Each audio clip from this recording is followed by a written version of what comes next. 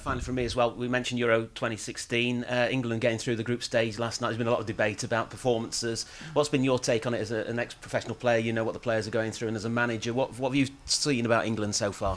I just think it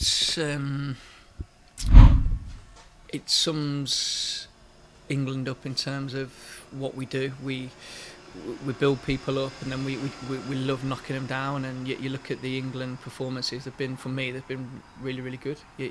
You've gone into international tournament, dominated 3 games, not scored the goals you want, but teams have been defending for their life. So I mean, England's never done that in a tournament. So I don't get why everybody else listened to some of the pundits last night, and some of these guys are guys that have played at the top level and been there and done it. And I just think, wow, you are talking some doo-doo. Do you know what I mean? It's you look at some of the performances we've put in, and it's been really good. And when teams do, even at our own, obviously it's a minor level compared to that. But when you do come up against teams that don't want to move out the box, it's tough to break them down. And I think if they keep performing the way they are, when they do come up against teams that have to go and win and not solely defend the goal, it'll suit us better. I think that showed when we played Germany a few months ago. That was one of the best performances I've seen from England team, and I'm really confident with the England boys. I think they're young. I think everyone, when they went into it, everyone went, we lack a little bit of experience, but you know what I'm like with that. I don't think it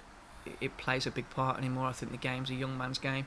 The boys have gone over there, no fear. And I mean, it's like ourselves. I call it the dirty 30s because we just don't care. We just get stuck in. We're hungry for success.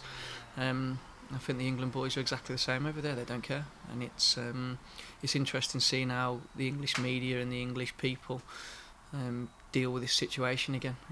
I read something about Vardy the other day. I think it was the weekend. The press have built him up to be the man's footballer because he drinks Red Bull and don't do weights. For me, this story is just one that they're just waiting to build him up and knock him down again, and it'll be interesting how that happens because we've got a habit of putting people up there and chopping their heads off. So as far as I'm concerned, from my point of view, it's been really really successful tournament for him, and I think we'll do well.